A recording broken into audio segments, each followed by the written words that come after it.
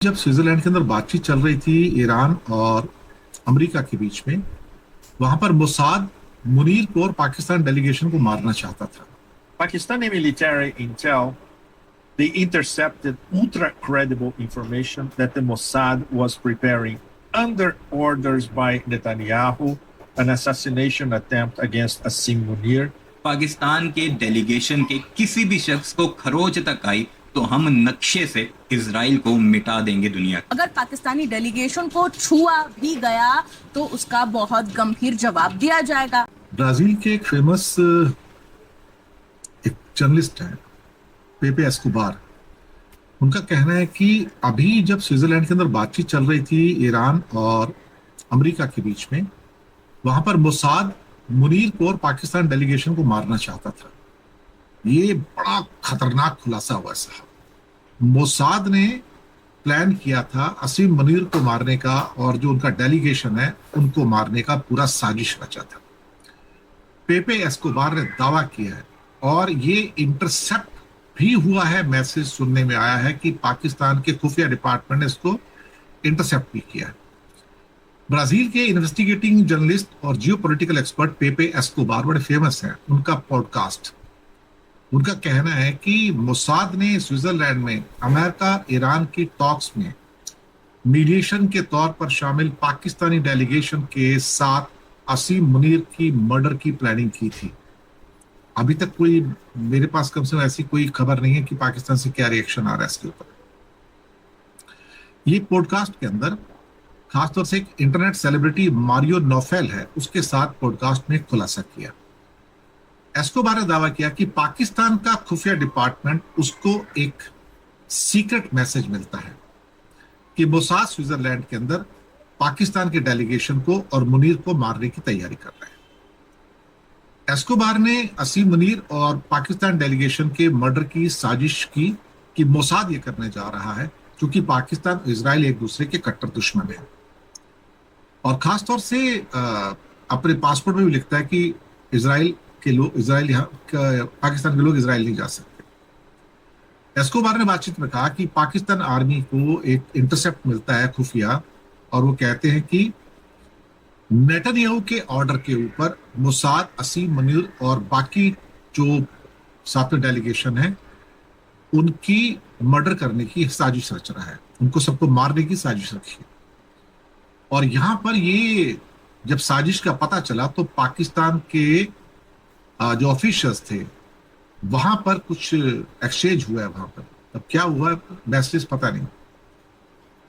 पाकिस्तान ने हमेशा की तरह मीडिएशन के माध्यम से सीधा मैसेज भेजा था और यहां पर मैसेज जो कहा गया है कि अगर तुमने कुछ ऐसा कहा कि इजराइल को भी एक मैसेज गया है कि अगर तुमने हमारे डेलीगेशन को टच किया तो हम तुम्हें नक्शे से मिटा देंगे बस। और ये कुछ ऐसी बातें भी हुई हैं। एस्कोबार के दावे की अभी इंडिपेंडेंटली कोई उसका वेरिफिकेशन तो नहीं हुआ है और ना ही पाकिस्तान और इजराइल की गवर्नमेंट ने इसको वेरीफाई किया है। एस्कोबार के दावे में सपोर्ट करने वाला कोई सबूत भी नहीं है, लेकिन उनके इस दावे ने, चूंकि वो पावरफुल आदमी है, पेपे एस्कोबार कोई छोटे आदमी नहीं है, उनके इस दावे ने एक बड़ा, जिसे क्या कहते हैं साहब, हलचल मचा दिया इस टाइम कि मोसाद, वैसे हैरानी नहीं होनी चाहिए, हैरानी बिल्कुल नहीं होनी चाहिए, क्योंकि वो मोसाद जो आयतुल्लाह खमनेई को मार सकता है, जो ईरान के 30-40 बड़ी लीडरशिप को मार सकता है, तो वो पाकिस्तान की लीडरशिप को क्यों नहीं मार सकता? उसको क्यों नहीं मार सकता? ये बात तो मानने की है ना, इस बात को तो हमें ही मानना पड़ेगा ना कि अगर वो आयतुल्लाह खमनेई को मार सकता है, बाकी उनके लीडरान को मार सकता है, तो असीम मुनीर फिर उनके लिए क्या बड़ी चीज है। लेकिन हाँ, ये बात है कि अगर पाकिस्तान भी एक न्यूक्लियर पावर है, फिर पाकिस्तान भी अपनी न्यूक्लियर पावर का इस्तेमाल जो भी उनके पास मिसाइल सिस्टम्स है उसका द्वारा वो कर सकता है। और ये सही बात है कि अगर आपस में इनकी फाइट होती है तो फिर नक्शे से मिटने की बात भी सच हो सकती है, इसमें तो कोई शक वाली बात नहीं है।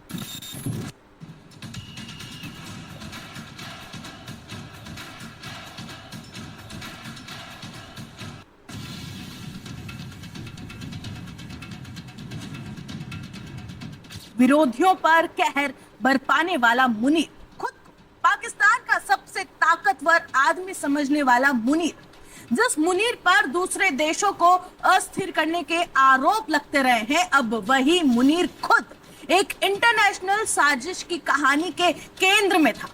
अब खुद किसी और की हिट लिस्ट में सबसे ऊपर पहुंच चुका था। एक कहावत है हिंदी में कि शिकारी कितना भी शातिर क्यों ना हो, एक दिन वो भी किसी और के निशाने पर आ ही जाता है। स्विट्जरलैंड में पीस टॉक चल रही थी। दुनिया को ये लग रहा था कि शायद एक और युद्ध टल जाएगा, लेकिन उसी वक्त पर्दे के पीछे एक ऐसा खेल खेला जा रहा था जो पूरी दुनिया को हिला सकता था। क्यों? क्योंकि निशाने पर था पाकिस्तान का फील्ड मार्शल असीम मुनीर, और जब पाकिस्तान को इसकी भनक लगी तो इजराइल तक एक संदेश भेजा गया, जिसकी गूंज अब दुनिया भर की सियासत में इस वक्त सुनाई दे रही है जैसे ही ये खुलासा सामने आया। आखिर क्या था वो प्लान, किसने रची थी ये पूरी साजिश, और क्यों अचानक दुनिया की नजरें स्विट्जरलैंड से पाकिस्तान और इजराइल पर जा टिक गई है? इस पूरी कहानी को विस्तार से समझते हैं। एक्चुअली हत्या के प्लान का ये जो दावा सामने आया है, ये ब्राजील के पत्रकार और जियोपॉलिटिकल एनालिसिस्ट पेपे एस्कोबार ने किया है।